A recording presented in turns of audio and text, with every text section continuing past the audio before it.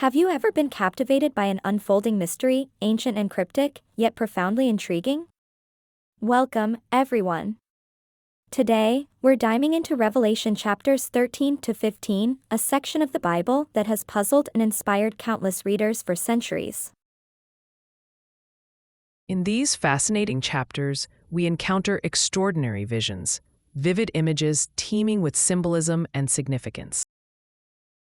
Chapter 13 introduces us to two mighty beasts.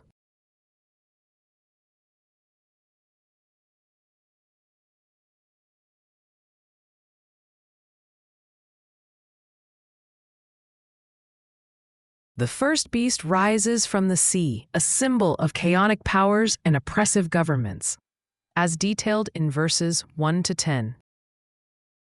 Verse 7 stands out, illustrating the beast's authority. It was given power to wage war against God's holy people and to conquer them. This sets the stage for an ongoing struggle between humanity and divine forces. The second beast, from the earth, promotes worship of the first beast, showcasing deceptive powers, as seen in verses 11 to 18. Here, verse 16 is pivotal. It also forced all people to receive a mark. Moving into chapter 14, a stark contrast emerges with the Lamb on Mount Zion and 144,000 followers. These figures signify hope and redemption, embodying faithfulness amidst tribulation. Verse 1 paints this peaceful scene. Then I looked, and there before me was the Lamb standing on Mount Zion. As we progress, we encounter three angels in verses 6 to 13, proclaiming messages of eternal gospel and imminent judgment.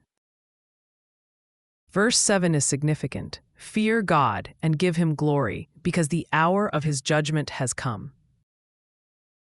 Finally, chapter 15 presents a spiritual triumph with 7 angels ready to deliver the last plagues.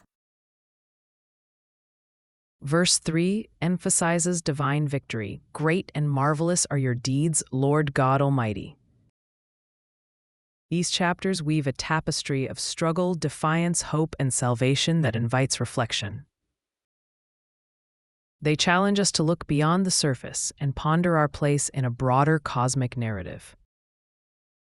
Is humanity truly alone against celestial forces, or is there a hidden thread of hope we can cling on to?